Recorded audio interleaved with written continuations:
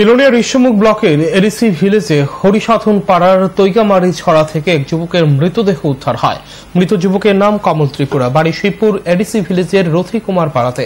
খুন না স্বাভাবিক মৃত্যু এ নিয়ে বিভিন্ন মহলে উঠছে প্রশ্ন।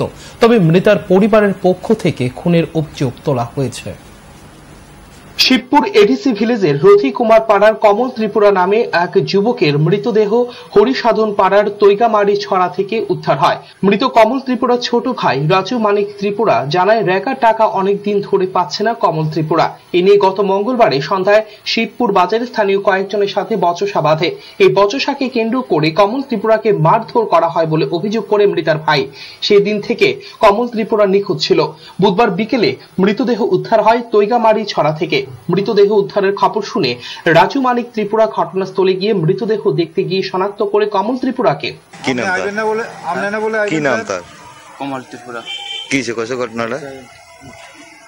ঘটনাটা আমি জানি না, কিন্তু কালকে বলে বাজারে ঝগড়া হয়েছিল মানুষের লোকে।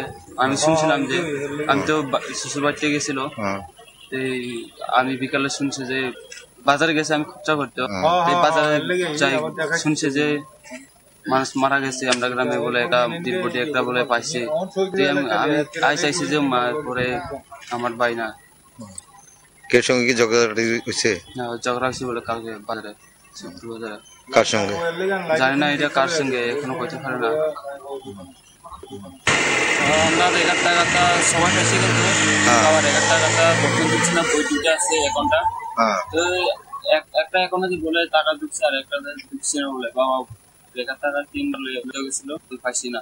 এই পঞ্চায়েত সেক্রেটারি জানাইছিল, আমি পঞ্চায়েত সেক্রেটারি করছি বইটা আনি দিব, আমি বইটা আনি দিয়েছি, চেক করছে যে ঢুকছে, এই বাবার করছে আমি ঢুকছে।